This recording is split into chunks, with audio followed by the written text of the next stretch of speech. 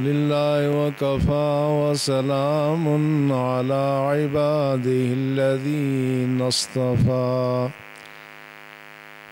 أما بعد فأعوذ بالله من الشيطان الرجيم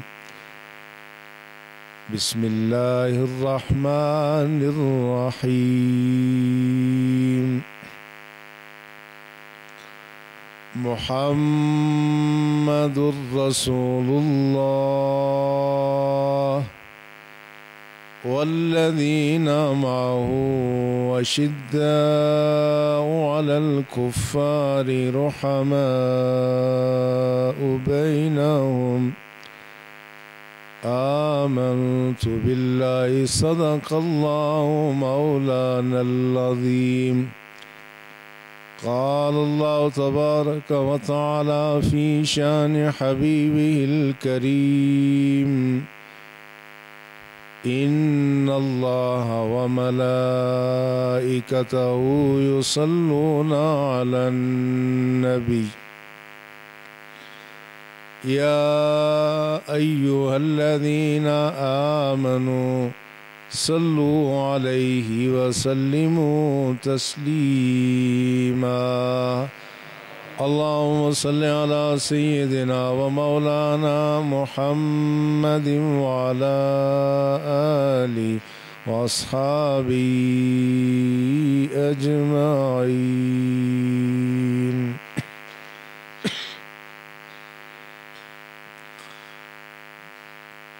لائق عزت و تکریم ارباب علم و دانش صاحبان محبت و عقیدت، گزشتہ چند جمعۃ المبارک میں ہم نے چونکہ نکاح طلاق کے مسائل اور فضائل پر گفتگو کی، تو اس دوران گزشتہ سے پیوستہ جمعۃ المبارک کا موقع جو حضرت ابوبکر صدیق رضی اللہ تعالی عنہ کا یوم وصال تھا، اس موقع پر ہم آپ کے بارے میں کوئی گفتگو نہ کر سکے، حالانکہ حضرت ابوبکر صدیق رضی اللہ تعالی عنہ وہ فی الواقع محسن امت ہیں۔ اس ملت پر ابو بکر کا بہت بڑا احسان ہے، اس لیے کہ رسول اللہ صلی اللہ علیہ وسلم نے ارشاد فرمایا ان آمن الناس علی فی صحبتی و مالہ ابی بکر۔ آپ نے فرمایا کہ جان و مال کے اعتبار سے سب سے زیادہ احسان مجھ محمد صلی اللہ علیہ وسلم کی ذات پر ابو بکر نے کیا ہے۔ تو جس نے رسول اللہ پر احسان کیا وہ رسول اللہ کی ذات پر نہیں تھا، وہ دین اسلام کی اشاعت کے لیے تھا۔ تو گویا صحابہ میں جو سب سے زیادہ اسلام کا محسن ہے وہ ابو بکر رضی اللہ تعالیٰ عنہ ہے، اور اس لیے بھی کہ ابو بکر رسول اللہ کے سب سے زیادہ پیارے انسان تھے۔ صحابہ کہتے ہیں کہ ہم نے رسول اللہ سے عرض کیا من احب الیک یا رسول اللہ صلی اللہ علیہ وسلم، یا رسول اللہ آپ کا سب سے زیادہ پیارا کون ہے؟ کس شخص سے آپ کو سب سے زیادہ پیار ہے؟ فرمایا میری زوجہ عائشہ ہے۔ پھر صحابہ نے کہا یا رسول اللہ ومن الرجال، مردوں میں کون پیارا ہے؟ فرمایا ابوہا، مردوں میں سب سے زیادہ پیارا اس کا باپ یعنی ابو بکر ہے۔ تو جو اللہ کے رسول کا پیارا ہے اس کے ساتھ پیار کرنا یہ اللہ کا پیارا بننے کا ایک بہانہ اور تدبیر ہے۔ اس لیے ابو بکر کا تذکرہ وہ عبادت ہے، ابو بکر سے محبت اللہ سے محبت، اللہ کے رسول سے محبت ہے، اور اس لیے بھی کہ ابو بکر سلسلہ محبت میں، سلسلہ صحابیت میں وہ ہمارے لیے ایک رول ماڈل ہے، مشعل راہ ہے۔ اللہ کے رسول کے ساتھ ایمان ہو تو کیسا ہو؟ کسی نے ایمان دیکھنا ہے تو ابو بکر کا ایمان دیکھے۔ اللہ کے رسول کی غلامی کرنی ہو تو کیسی کی جائے؟ جس طرح ابو بکر نے کی ہے۔ تو ابو بکر کی زندگی ایک ہمہ پہلو زندگی ہے جس کے ہر پہلو میں اہل ایمان کے لیے محبت اور عقیدت کی روشن مثالیں موجود ہیں کہ ایمان ہو تو ابو بکر جیسا ایمان ہو کہ اگر کسی نے کوئی بات کہہ دی، ایسی بات جو عام طور پہ انسان کی عقل میں نہیں آتی، ایسی بات جو انسان کی سمجھ میں نہ آئے، تو اس کو ماننے کا اصول یہ ہے کہ آدمی اس کی تحقیق و تفتیش کرتا ہے کہ اچھا میں پوچھتا ہوں کہ کیا یہ بات ایسی ہو بھی سکتی ہے یا نہیں۔ ابو بکر کا ایمان یہ ہے کہ کسی نے اگر رسول اللہ کی نسبت سے کوئی ناممکن بات کہہ دی تو ابو بکر نے کہا اگر یہ اللہ کے رسول نے فرمایا تو یہ بالکل بجا ہے۔ یہی موقع اس وقت مشرکین کو ہاتھ آیا جب رسول اللہ معراج سے واپس تشریف لائے تو آ کے معراج کے واقعہ بیان کیے۔ مشرکین نے کہا اچھا موقع مل گیا ابو بکر کو بہکانے کا۔ کہا ہاں ابو بکر دیکھو، اب تمہارا دوست پہلے تو دنیا کی باتیں کرتا تھا، اب یہ کہتا ہے کہ میں رات کو آسمانوں پر گیا ہوا تھا اور میں راتوں رات بیت المقدس گیا۔ تو آپ نے کہا کیا یہ بات رسول اللہ نے فرمائی ہے؟ انہوں نے کہا ہاں تمہارا دوست یہ بات کہتا ہے۔ کہا اگر انہوں نے فرمائی ہے تو یہ بالکل بجا ہے، میں اس کو مانتا ہوں، میں تسلیم کرتا ہوں۔ ابو بکر کا ایمان یہ ہے کہ وہ پوچھ کر کے نہیں، وہ تحقیق کر کے نہیں، بس وہ انہیں پتہ چل گیا کہ اللہ کے رسول نے یہ ارشاد فرما دیا، بس انہوں نے اس کو مان لیا۔ اور اگر ساتھ کسی نے دیکھنا ہو اللہ کے رسول کا ساتھ کیسے ہو، ابو بکر کا ساتھ دیکھ لے۔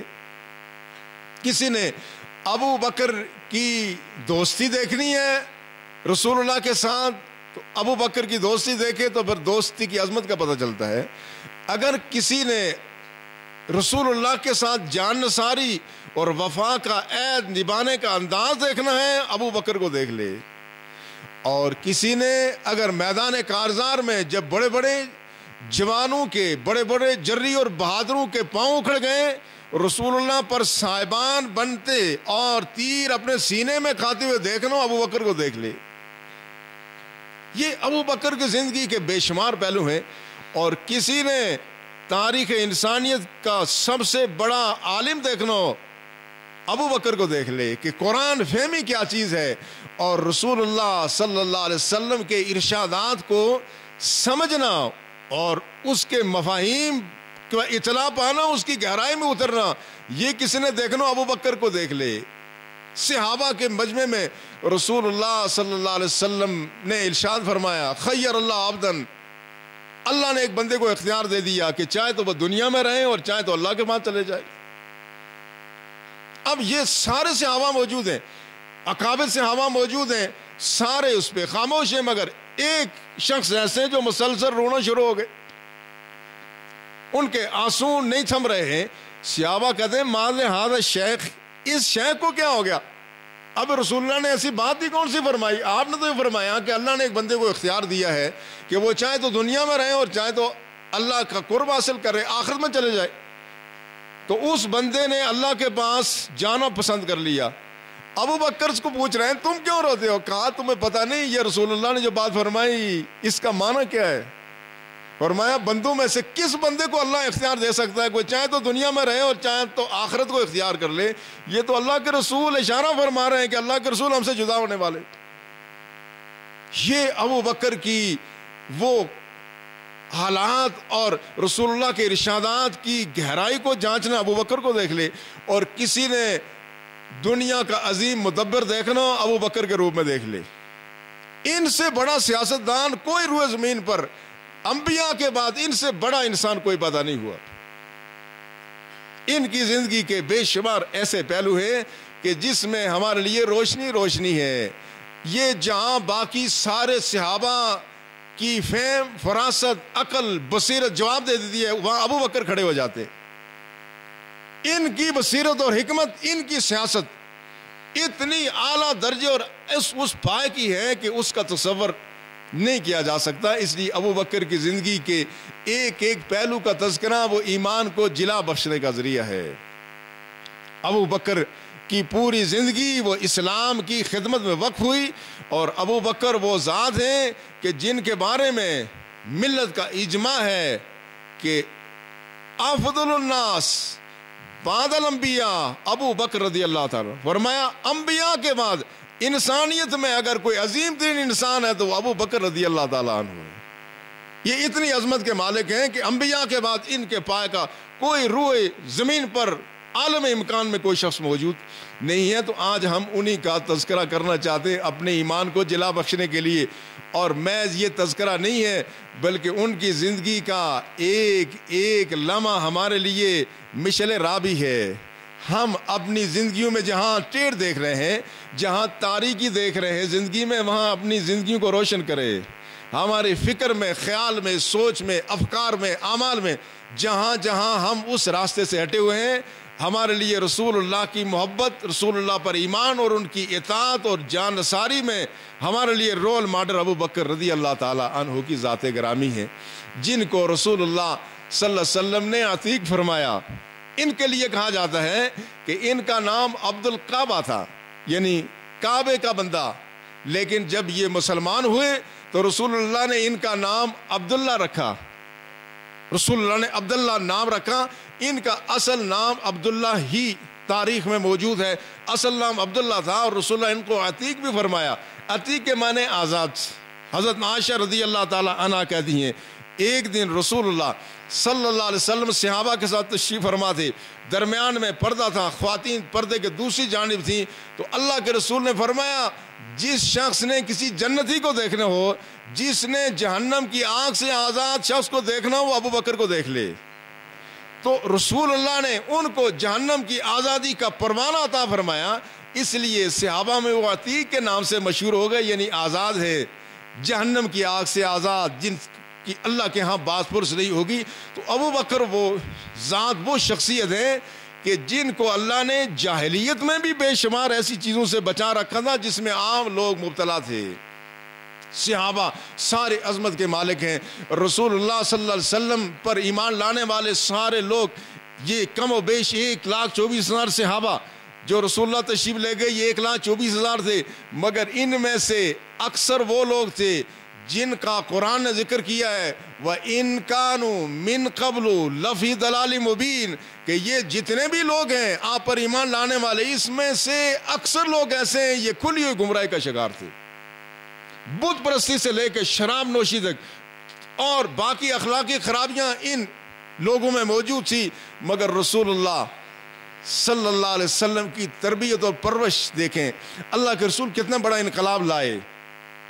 जिस पैमाने पर अल्लाह के रसूल की ज़ात को देखा जाए, उन जैसा अजीम इंसान कोई नहीं है। आज किसी एक फर्द को तब्दील करते हुए माह दफ़ा बरसों लग जाते हैं, फिर भी आदमी तब्दील नहीं होता। एक फर्द को तब्दील करने में बड़ा अरसा वक्त दरकार होता है। बाकी बड़ी बड़ी बिल्डिंगें रातों रात वसाइल से, पैसे से मुनहदिम करके नई इमारतें तामीर हो सकती हैं, मगर इंसान के किरदार की तामीर ये कायनात का सबसे मुश्किल अमल है।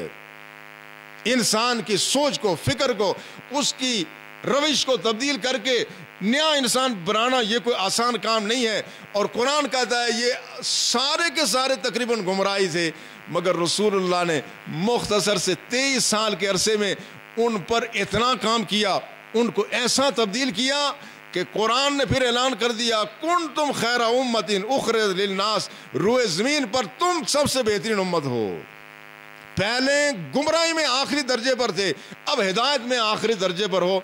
और अल्लाह के रसूल ने सारे सहाबा के लिए फरमाया, अस्हाबी कन नजूम बिअय्यिहिम इक़्तदैतुम इह्तदैतुम, फरमाया मेरे सारे सहाबा ये आसमान रुश्त व हिदायत के चमकते रोशन सितारे हैं, तुम इनमें जिसके पीछे जाओगे तुम हिदायत पा जाओगे।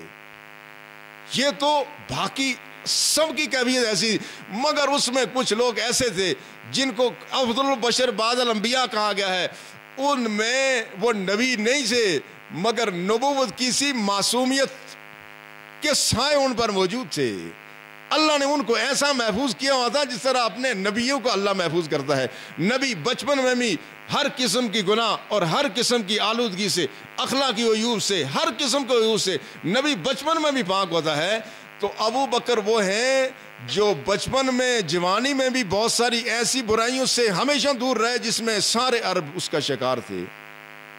بت پرستی ابو بکر نے کبھی نہیں کی، اور ابو بکر نے جاہلیت کے زمانے میں بھی کبھی شراب نہیں پی۔ جاہلیت کے زمانے میں جہاں شراب ایسی تھی جس طرح ہمارے یہاں چائے پی جاتی ہے، بالکل اس طرح سے چائے کی طرح سے، پانی کی طرح سے، مشروب کے طور پہ شراب عرب پیتے تھے۔ اس لیے تو جب رسول اللہ نے شراب کی حرمت کا حکم سنایا تو جب انہوں نے اپنے گھروں سے مشکیزوں سے جب شراب گرائی تو مدینے کی گلیوں میں شراب نالیوں سے باہر آ گئی، اس قدر شراب انہوں نے گھر میں رکھی ہوئی تھی۔ یہ ان کے گٹی میں رچا بسا تھا یہ شراب کا معاملہ، مگر ابو بکر وہ ذات ہیں جنہوں نے جاہلیت میں بھی کبھی شراب نہیں پی۔ ابن عساکر یہ مشہور محدث اور یہ مورخ ہیں، انہوں نے یہ کہا ہے کہ ایک دفعہ صحابہ نے پوچھا ابو بکر سے، ابو بکر یہ بتاؤ کہ یہ تم نے جاہلیت میں بھی شراب کیوں نہیں پی؟ انہوں نے کہا میں نے اپنی عزت، ناموس اور حرمت کو بچانے کے لیے شراب نہیں پی۔ یعنی جو آدمی شراب پیتا ہے اس کی کوئی عزت نہیں رہتی، اس کی کوئی تعظیم و توقیر نہیں رہتی، اس لیے میں نے شراب نہیں پی۔ آپ اندازہ فرمائیں وہ بات جو ابو بکر کو جاہلیت کے دور میں معلوم تھی، وہ آج اسلام کو 1400 سال ہو گئے آئے ہوئے، اور سرزمین کشمیر اور پاکستان میں تقریباً 1000 سال سے زیادہ اسلام موجود ہے، مگر آج بھی ہمارے اس معاشرے کا جس کو ہائی جنٹری، ایلیٹ کلاس، اشرافیہ، یہاں کے بڑے لوگ جن کو کہتے ہیں، ان ظالموں کو آج تک وہ بات معلوم نہیں ہو سکی ابو بکر کو جاہلیت میں معلوم تھی کہ شراب انسان کو بے آبرو کرتی ہے۔ اور ہمارے جو گزشتہ چند سالوں کا عرصہ گزرا ہے اس میں ہمارے یہاں شراب بہت عام ہو گئی، شراب، جوا اور زنا، بدکاری کا یہاں کلچر ایسا ہوا، ہم سمجھتے ہیں اب شاید اس میں کوئی تبدیلی آئے گی۔ بڑا برا دور گزرا ہے پاکستان اور آزاد کشمیر میں، اس حوالے سے شراب نوشی اس ہائی جنٹری کی اخلاقیات کا ایک حصہ بن گئی۔ جو آدمی ان کے یہاں شراب نہ پیے وہ کیا جدید خیال اور سوچ کا مالک ہے؟ لہٰذا ان کے گھروں سے لے کر کے ان کی کمین گاؤں تک اور ان کے ہوٹلوں تک ہر جگہ شراب اور کباب کا ہمیشہ دور چلتا ہے۔ یہ الگ بات ہے کہ ہمیں پتہ نہیں ہوتا، کیونکہ ہماری وہاں تک رسائی نہیں ہے۔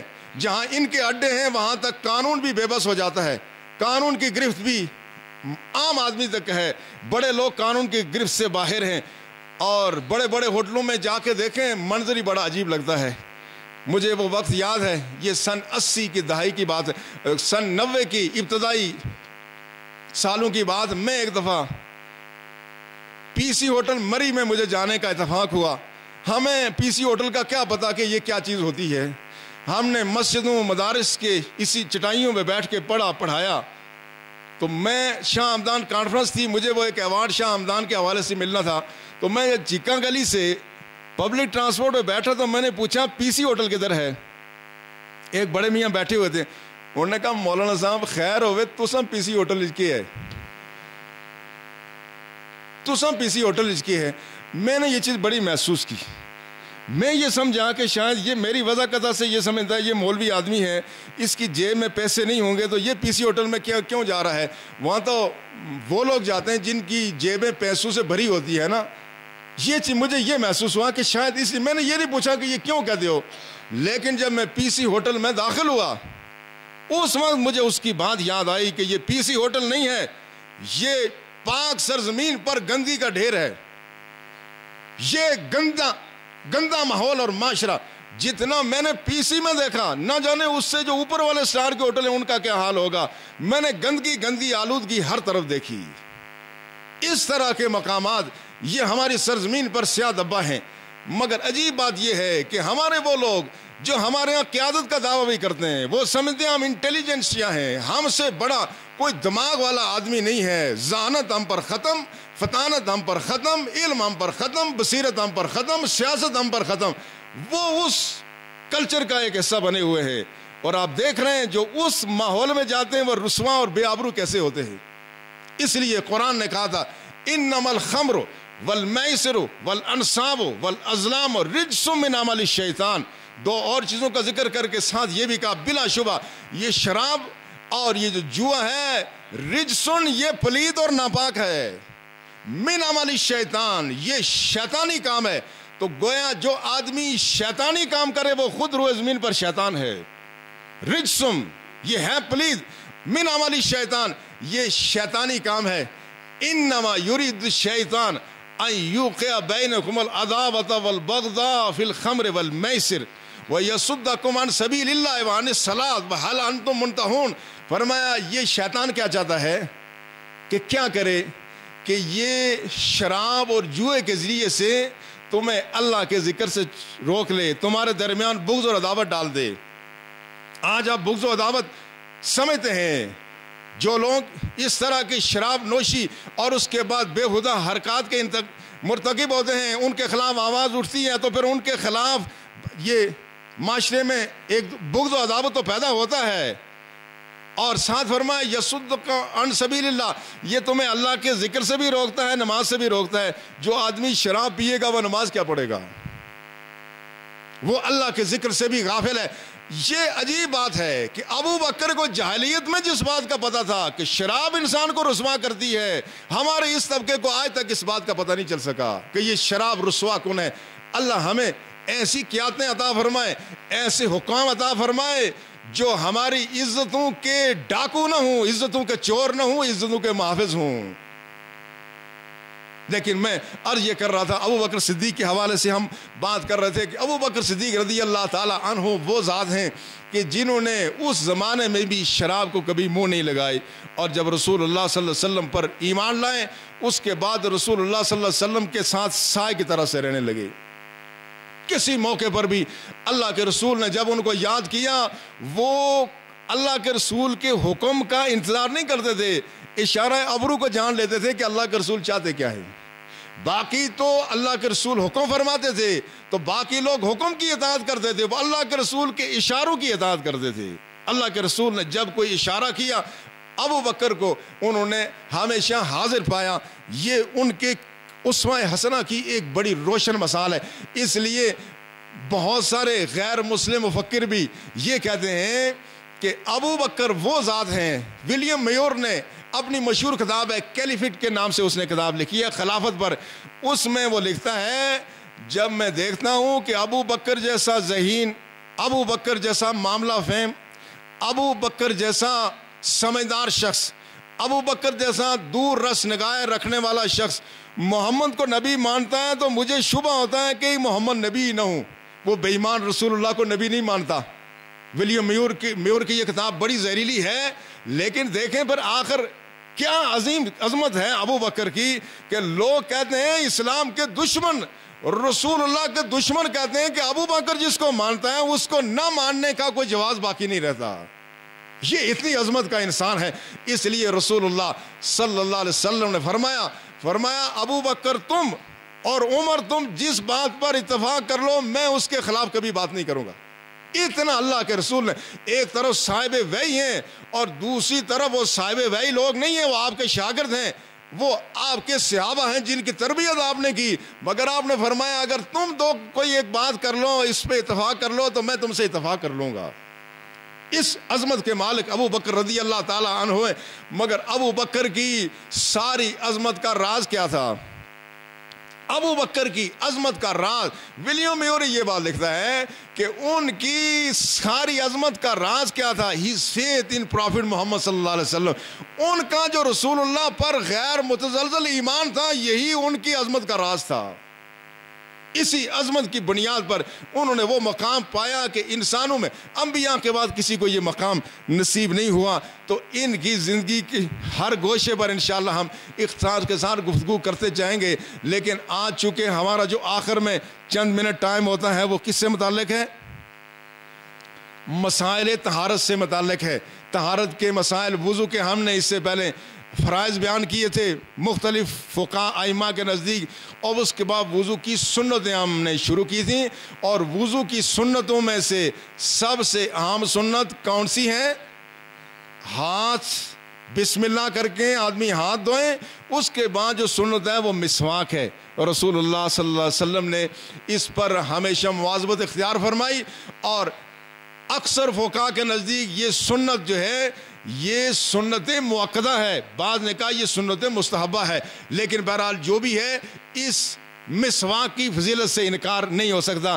اور اس کی ایک وجہ یہ بھی ہے کہ جب ہم مسجدوں میں جائیں اتنا پاک صاف ماحول ہو، جب ہم مسواک کریں گے تو ہمارا دہن پاک، میں نے پچھلی دفعہ عرض کیا تھا کہ جب ہم اللہ کا نام لیں تو ذرا تصور کر لیں، کیا ہم اللہ کے قرآن کو کبھی آلودہ ہاتھوں سے چھو سکتے ہیں؟ کبھی نہیں چھوتے، کہتے ہیں اللہ کا کلام ہے۔ تو پھر اس اللہ کے کلام کو جب زبان سے ادا کریں، جب اللہ کا نام لیں تو منہ کو 1000 بار دھو کر کے نام لیں۔ یہ ادب ہے، احترام ہے۔ جتنا ادب کریں گے اللہ کی رحمتیں اسی قدر برسیں گی۔ لہٰذا جب کوئی شخص اس طرح سے مسجد میں آتا ہے نماز کے لیے یا تنہا نماز پڑھتا ہے، مسواک کر کے نماز پڑھتا ہے، اس کا ثواب دوسری نماز سے 70 گنا زیادہ بڑھ جاتا ہے۔ لیکن یہاں ایک چیز یہ بھی پیش نظر رہے، ایک ہے ہمارے منہ سے آنے والی ناگوار بو جو ہمارے قرب و جوار میں ہمیں بھی اچھی نہیں لگتی، قرب و جوار میں اچھی نہیں لگتی۔ یہ تو انسانوں کا معاملہ ہے، انسانوں کا معاملہ ہے۔